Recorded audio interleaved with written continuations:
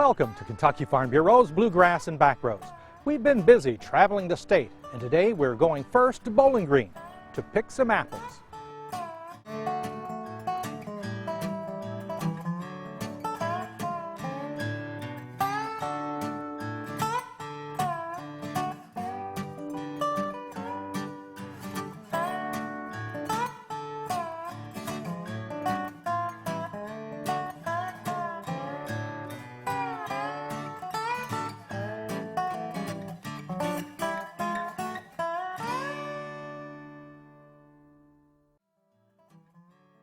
Located on one of the highest points in Warren County is a 193-acre farm that has been an orchard for over 90 years. When you visit Jackson's Orchard, you'll find, besides the 13,000 trees of apples, peaches, and plums, hay rides, mazes, and just plain fun.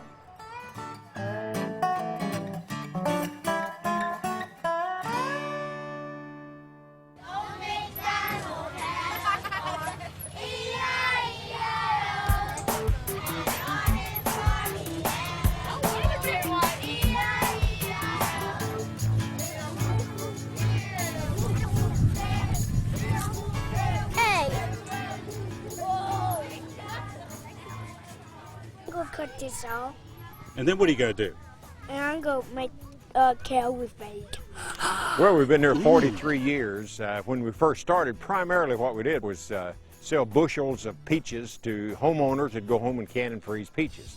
That is kind of gone by the wayside. We've gone from selling by bushels down to smaller units. We found that people like to come to the farm and have a good time. They like to eat while they were here.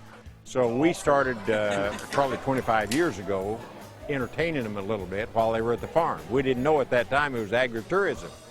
So we've gone from selling bushels of fruit to store for the winter, to have something to eat in the winter, to entertaining people. And while they're out here having a good time being entertained, they happen to buy the crop. Usually now it's in a half peck or a peck bag that they can go home and eat quick and come back next week and buy another bag.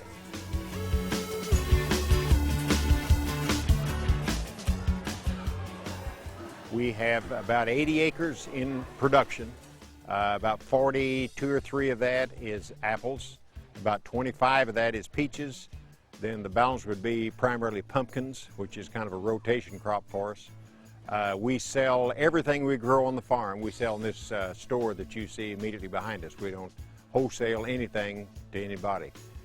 We do make some cider for other growers in the state, but we're 100% retail business.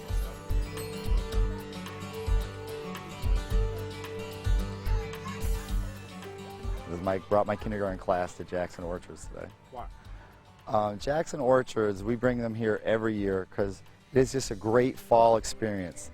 They love to play in the pumpkin patch, and it's really interesting to see how cider is made. And the people here at Jackson's always treat us really nice whenever we bring our classes. Well, it's one thing to learn about farm and agriculture from books and in school, but when you get to go and visit a local area farm and see how important it is to our industry and what kind of products we get from it, it really sets what they're learning in a new perspective and provides some background. And it kind of really goes with our curriculum with tractors and other farm machines. So all through the year, we'll come back to remember our trip to Jackson Orchard. Okay, let's go. And when you get a snack, make sure you use the nice words. Please and. That's my kids. The kids are our primary focus. That we hope they have a good time. They have a wagon ride around the farm. We have straw castles down here they can play at, have a corn maze. We have a pumpkin field. They can go pick their own pumpkin. So our emphasis, our direction is towards the children and them having a good time. Seeing and understand a little bit how our food is grown. They all get to pick an apple if they come on a school tour. So most of the folks anymore are city, and they don't understand where stuff comes from that they buy in a grocery store. So that's what we're trying to teach them a little bit. Last year, I was driving one of the wagons down here and helping a group of children off. It happened to be third graders. And I'd stopped the wagon and I'd gone around to the back of the wagon and I was helping the children off, and here came a mother off. And she said, "Mr. Jackson, do you remember the last time you helped me off of a wagon?" And I said, "No, I don't." She said, "I was in the 3rd grade."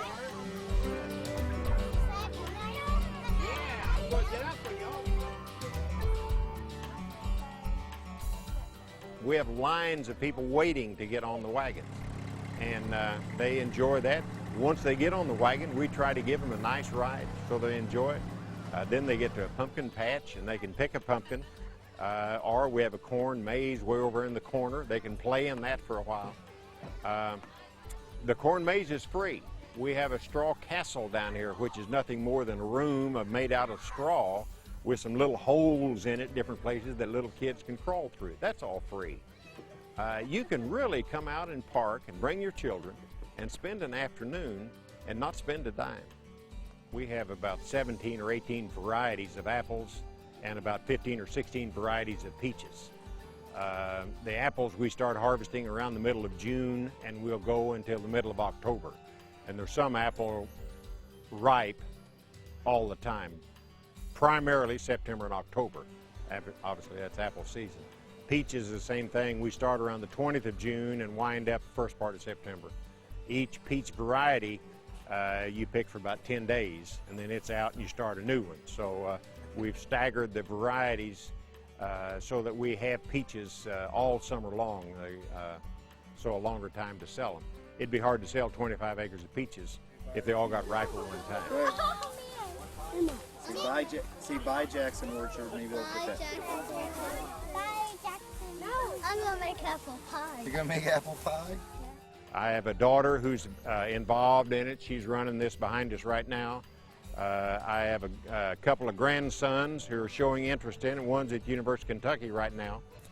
I think probably the grandchildren are the future of it. It's a fun life. It's a fun lifestyle. You're never going to get rich, but watching these kids, and there comes another bus now, we do this every day. This is what I call work.